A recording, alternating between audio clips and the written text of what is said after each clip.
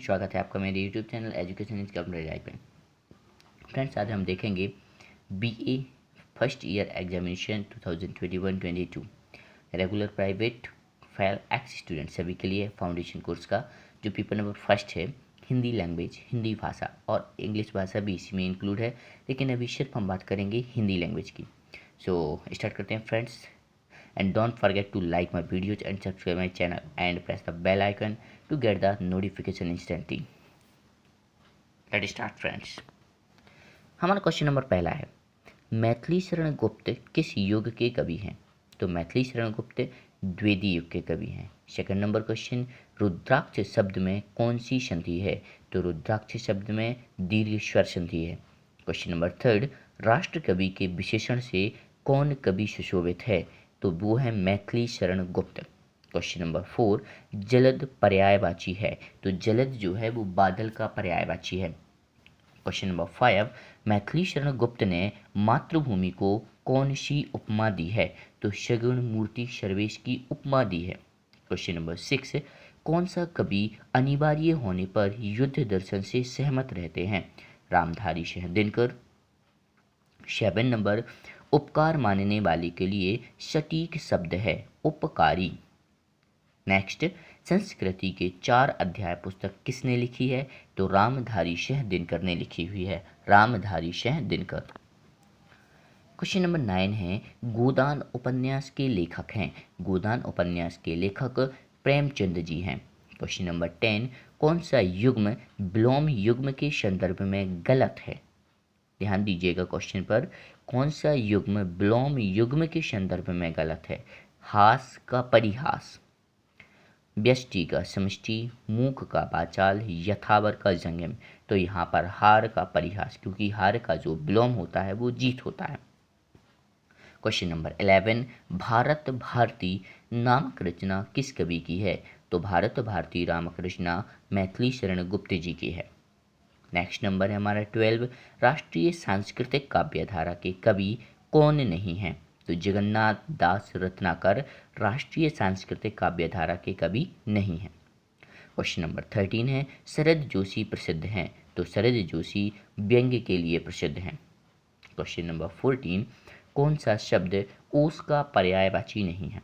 ओस का पर्यायवाची, तुहिन ओस का पर्यायवाची होता है, निहार ओस का पर्यायवाची होता है, शबनम भी ओस का पर्यायवाची होता है, ओनली बिहार ओस का पर्यायवाची नहीं होता है। B number.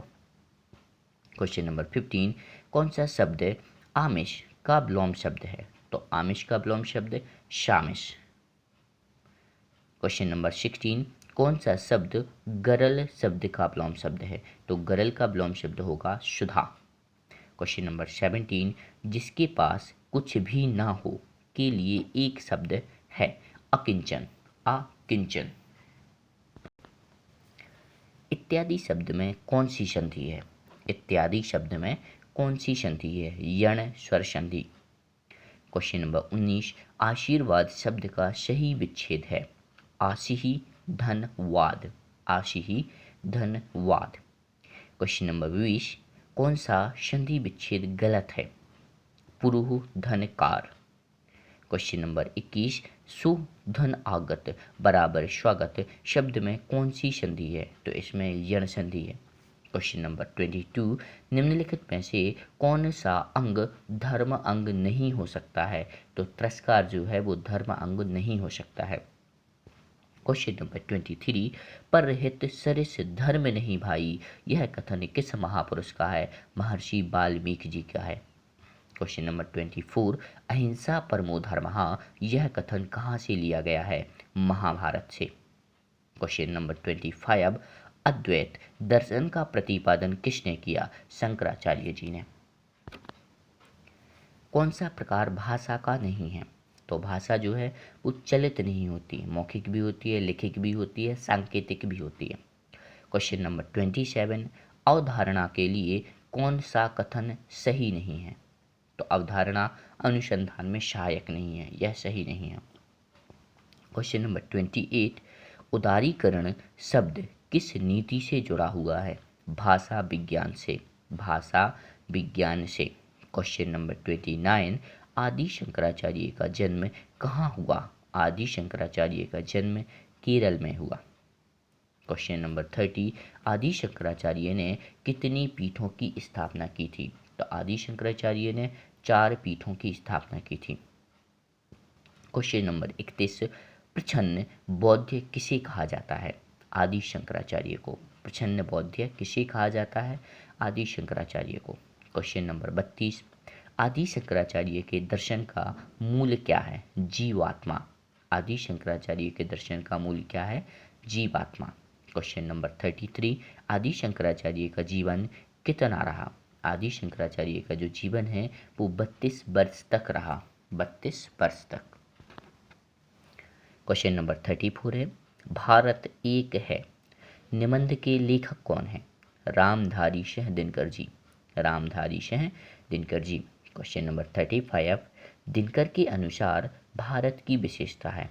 दिनकर के अनुसार भारत की विशेषता है उपर्युक्त छवि, प्रकृति प्राकृतिक दृष्टि से 3 खंड, भाषाई भेद हमारी राष्ट्रीय एकता में बाधक है, आस्था के केंद्र समग्र भारत में एक से हैं सभी। क्वेश्चन नंबर 36, यदि गद्य कवियों या लेखकों की कसौटी है तो निबंध गद्य की कसौटी है, यह कथन किसका है? आचार्य रामचंद्र शुक्ल जी का है। क्वेश्चन नंबर नेक्स्ट है 37, उत्साह निबंध की विशेषता है। विचारमूलक, भावमूलक, लालित्य प्रधान या उपर्युक्त छवि? तो इसका सही आंसर हो जाएगा उपर्युक्त छवि। क्वेश्चन नंबर 38 है, रिक्त स्थान की पूर्ति कीजिए। दुख के वर्ग जो स्थान भय का है वही स्थान आनंद के वर्ग खाली स्थान का है। तो यहाँ इसका जो करेक्ट आंसर हो जाएगा वो उत्साह है। उत्साह है। क्वेश्चन नंबर 39 है, गोस्वामी तुलसीदास नामक रचना किसकी है? तो गोस्वामी तुलसीदास नामक रचना सूर्यकांत त्रिपाठी निराला जी की है। क्वेश्चन नंबर 40 है, नाना भांति राम अवतारा रामायण शतकोटि अपारा भक्ति किसकी पंक्ति है? तो यह जो पंक्ति है वो तुलसीदास जी की है। क्वेश्चन नंबर 41, कंबन रामायण किस भाषा में लिखी गई है? कंबन रामायण तमिल भाषा में लिखी गई है। क्वेश्चन नंबर 42, रामचंद्रिका की रचना किस कवि ने की? रामचंद्रिका की रचना किस कवि ने की? तो केशव दास ने। रामचंद्रिका की रचना केशव दास ने की। नेक्स्ट क्वेश्चन है 43, भावार्थ रामायण के रचनाकार स्वामी एकनाथ का संबंध किस भाषा से है? तो स्वामी एकनाथ का संबंध मराठी भाषा से है। क्वेश्चन 44, रहा किनारे बैठ नामक रचना किसकी है?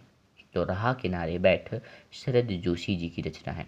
क्वेश्चन नंबर 45, जीप पर सवार इल्लियाँ रचना किस प्रकार की विषमताओं पर चोट करती है? तो सामाजिक विषमताओं पर चोट करती है। क्वेश्चन नंबर 46, अंधों का हाथी नामक रचना के लेखक हैं। अंधों का हाथी नामक रचना के लेखक हैं शरद जोशी जी। क्वेश्चन नंबर 47, कौन सी कहानी प्रेमचंद ने नहीं लिखी? तो पंच परमेश्वर जो है वो प्रेमचंद ने लिखी है।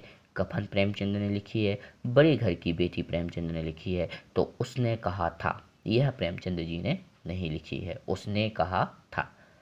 क्वेश्चन नंबर 48, कौन सी विशेषता शतरंज के खिलाड़ी कहानी की है? तो इनमें जो भी विशेषताएं दी गई हैं इसमें राजा तथा प्रजा की दुखद स्थिति का वर्णन किया गया है। शासक वर्ग तथा जनता भोग विलास में डूबे हुए हैं। इसमें देश के गुलाम होने के कारणों की ओर संकेत किया गया है उपर्युक्त सभी। क्वेश्चन नंबर 49, शतरंज के खिलाड़ी कहानी में कहाँ के नवाब की चर्चा की गई है? तो अवध के नवाब की चर्चा की गई है। क्वेश्चन नंबर 50 है, मातृभूमि कविता में मुख्य वर्ण्य विषय है? तो मातृभूमि कविता में मातृभूमि का प्राकृतिक सौंदर्य वर्णित किया गया है। फ्रेंड्स, आप लोग से मेरी रिक्वेस्ट है, प्लीज़ मेरे वीडियो को लाइक करें, मेरे चैनल को सब्सक्राइब करें ताकि मैं और भी इसी तरीके के मोटिवेटिव वीडियो आपके लिए प्रोवाइड करा सकूं। इंग्लिश का जो पार्ट्स है फ्रेंड्स हम नेक्स्ट वीडियो में देखेंगे। Thanks for watching friends.